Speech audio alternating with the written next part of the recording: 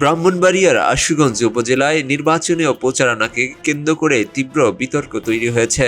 ব্রাহ্মণবাড়িয়া ২ সংসদীয় আসনে স্বতন্ত্র প্রার্থী ব্যারিস্টার রুবিন ফারহানার অভিযোগ করেছেন, বিএনপি ও সহযোগী সংগঠনের ২ নেতা তার বিরুদ্ধে প্রকাশ্যে মানহানিকর ও অশালীন মন্তব্য করেছেন। জেলা রিটার্নিং অফিসারের কাছে দেওয়া অভিযোগে উঠে এসেছে মানহানিকর ও অশালীন বক্তব্যের বিষয়টি।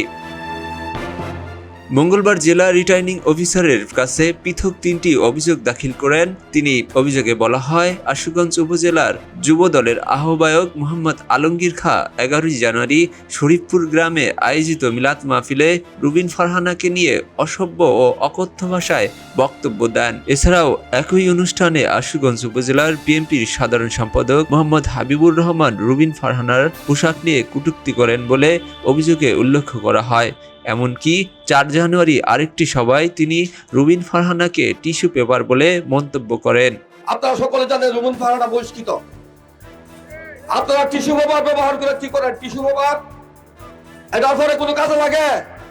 রুবিন ফারহানা কিন্তু টিস্যু পেপার হয়ে গেছে, কারণ সে দল থেকে বহিষ্কার হয়ে গেছে। টিস্যু পেপার বহিষ্কৃত, এই বহিষ্কৃত নেতার পিছনে যারা যাবে তাদের বিরুদ্ধে জেলা নেতৃবৃন্দের কাছে আহ্বান রাখবো তাদের বিরুদ্ধে কঠোর ব্যবস্থা নেওয়ার জন্য।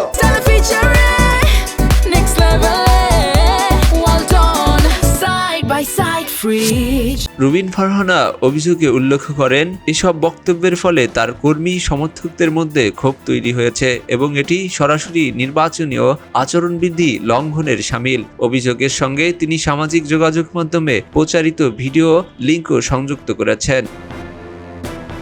এ বিষয়ে জেলা প্রশাসন জানিয়েছে, অভিযোগটি গুরুত্ব সহকারে দেখা হচ্ছে এবং এ বিষয়ে আইনানুগ ব্যবস্থা গ্রহণের জন্য বিষয়টি একজন ম্যাজিস্ট্রেটের কাছে পাঠানো হবে এবং তিনি পরবর্তীতে সিদ্ধান্ত নেবেন।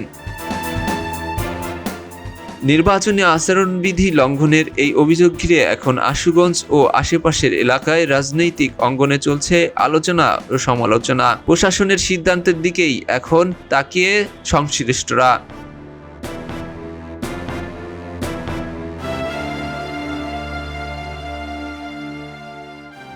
খবরের কাগজ, নিখাত, নির্ভীক, নিরপেক্ষ।